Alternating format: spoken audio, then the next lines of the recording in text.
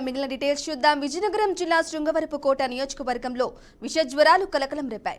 కురుడి, రాయపాడు, సనగపాడు, గునపాడు తదితర గిరిజన గ్రామాలలో వైరల్ జ్వరాలు విజృంభించాయి.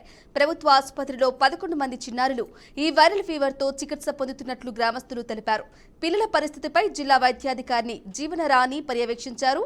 బాధితులకు మెరుగైన వైద్యం అందిస్తున్నామని ఆమె తెలిపారు.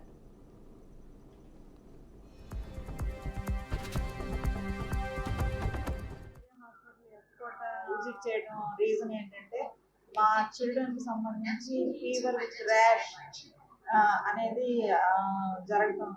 రావటం జరిగింది. ఈ నేపథ్యంలో పిల్లలంతా కూడా ఇక్కడ అడ్మిట్ అయ్యారు. అందువల్ల నేను ఇక్కడ వాళ్ళని విజిట్ చేసి వాళ్ళ స్థితిగతులు కనుక్కొని వాళ్ళకి ఏం సర్వీస్ అందించాలి, వాళ్ళ పరిస్థితి ఏంటని చెప్పేసి నేను విజిట్ చేసి అవన్నీ కూడా అవగాహన తెచ్చుకుని ఫీల్డ్ లెవెల్లో ఏం యాక్టివిటీ తీసుకోవాలి, వాళ్ళకి ట్రీట్మెంట్ పరంగా ఏం చేయాలి, టెస్ట్ పరంగా ఏం చేయాలి అనే నేపథ్యంలో ఇవన్నీ విజిట్ చేయడం జరిగిందండి.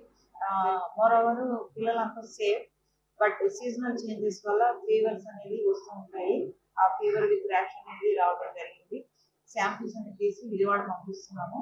ఈ నేపథ్యంలో తీసుకోవాల్సిన జాగ్రత్తలన్నీ కూడా మా లెవెల్లో మెడికల్ అండ్ హెల్త్ పరంగా తీసుకున్నాము.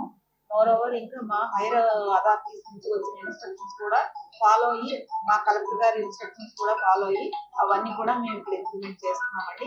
పిల్లలందరూ సేఫ్, పబ్లిక్ ఎవరు ప్యానిక్ అవ్వాలి.